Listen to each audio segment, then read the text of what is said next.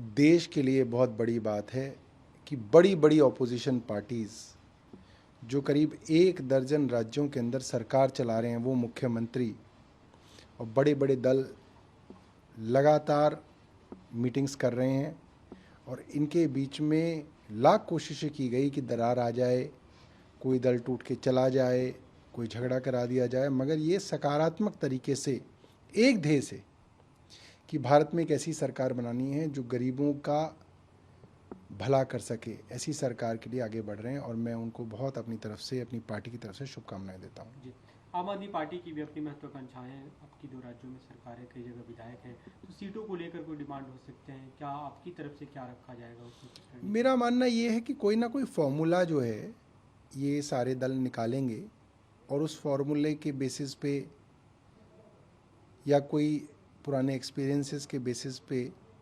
Seat sharing होगी।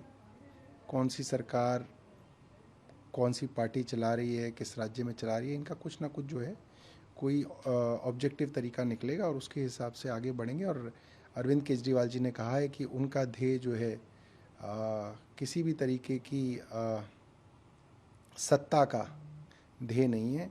सबसे पहले देश को अपने को बचाना है, अपने संविधान को बचाना है, इस देश में प्रजातंत्र को बचाना है, आज़ादी को बचाना है। जी, प्रधानमंत्री पद को लेकर कि नीतीश कुमार एक राज्य चला रहे हैं, देश क्यों नहीं चला सकते, तो ऐसी भी बातें हो रही है। बीजेपी भी इस पर सवाल उठा रही है कि अभी से ये लोग पद को लेकर बातें करने लगे।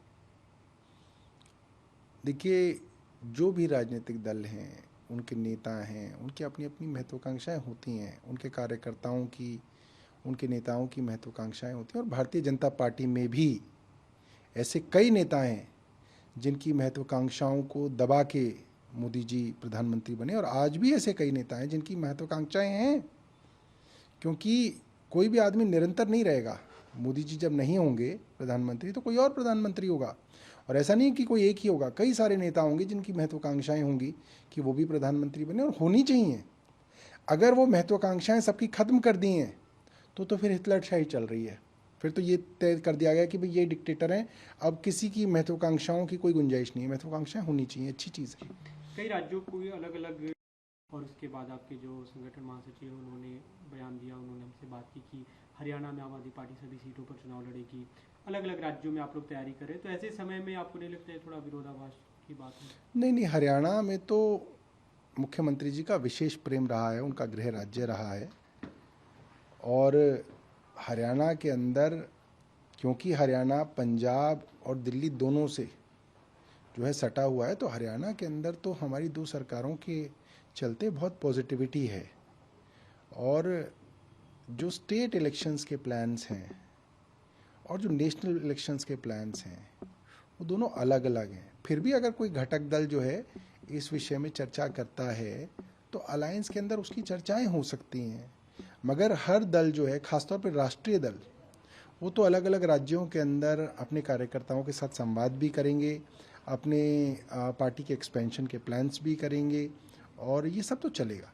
जी, आज मुख्यमंत्री अरविंद केजरीवाल आपकी पार्टी के राष्ट्रीय संयोजक भी हैं, वो पंजाब में एक रैली को संबोधित करने वाले भगवंत मान भी होंगे वहाँ पे स्कूल के कार्यक्रम के बाद।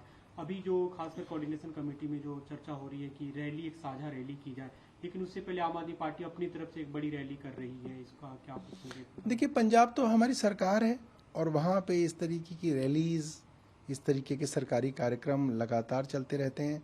जैसे छत्तीसगढ़ के अंदर अगर कांग्रेस कोई रैली करती होगी तो इसमें मुझे नहीं लगता कि कोई किसी को एतराज़ हो सकता है।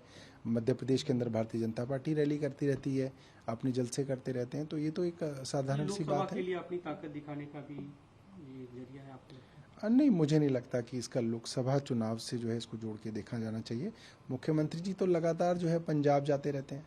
जी, अभी आज जो बैठक को ईडी का समन मिला है और उन्होंने जानकारी भी दी थी कि इसके कारण नहीं आ पाएंगे।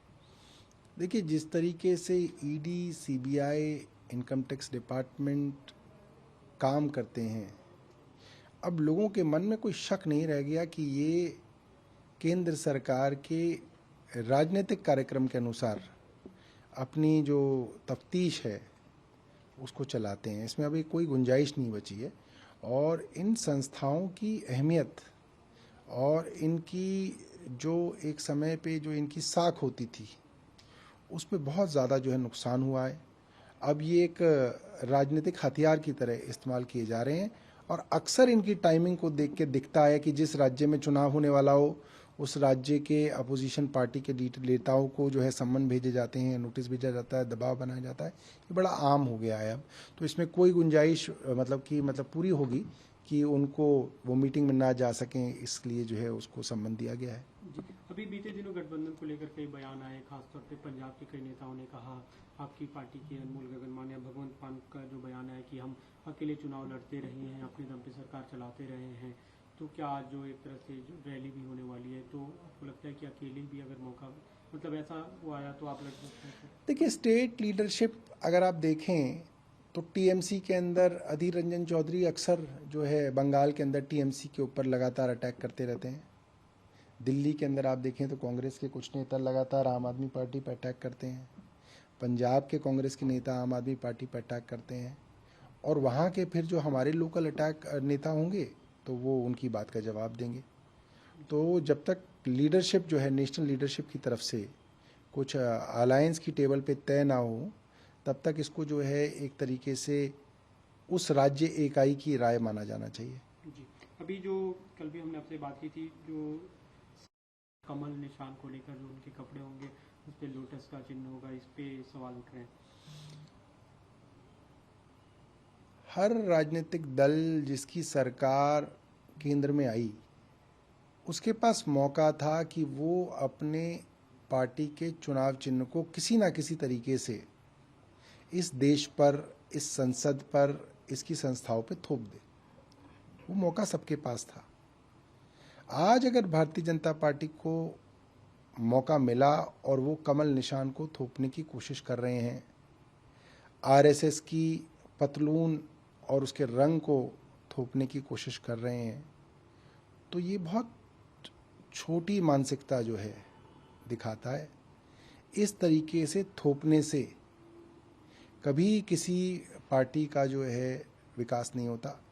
हमने देखा कि G20 के अंदर भी जिस तरीके के कमल निशान को डाला गया, और कमल निशान के अंदर भारतीय झंडे के तीनों रंग नहीं रखे गए। भारतीय जनता पार्टी के झंडे के अंदर जो दो रंग आते हैं उन दो रंगों को रखा गया, सफेद रंग को निकाल दिया गया। एक तरीके से आपने झंडे का ही तिरस्कार कर दिया।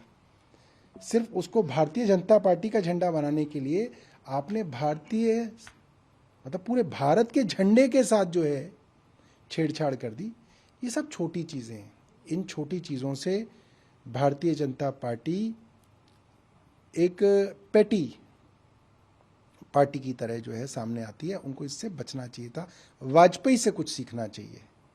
उन्होंने 6 साल सरकार चलाई, मगर इन सब चीजों से वो बचे जो ये सरकार नहीं बच पा रही। जी, तमिलनाडु बीजेपी के प्रेसिडेंट है कि नेता ये राजा वो सनातन धर्म को लेकर सवाल उठा रहे थे कि इंडिया गठबंधन इसीलिए बना कि इसे खत्म करना है। अब उन्होंने एक नए वीडियो में जो बातें कही जा रही है, उन्होंने जो आरोप लगाया कि India is the reason for the global disease in the name of caste. अब देखिए, जो तमिलनाडु की पार्टियां हैं वो ज्यादातर पार्टियां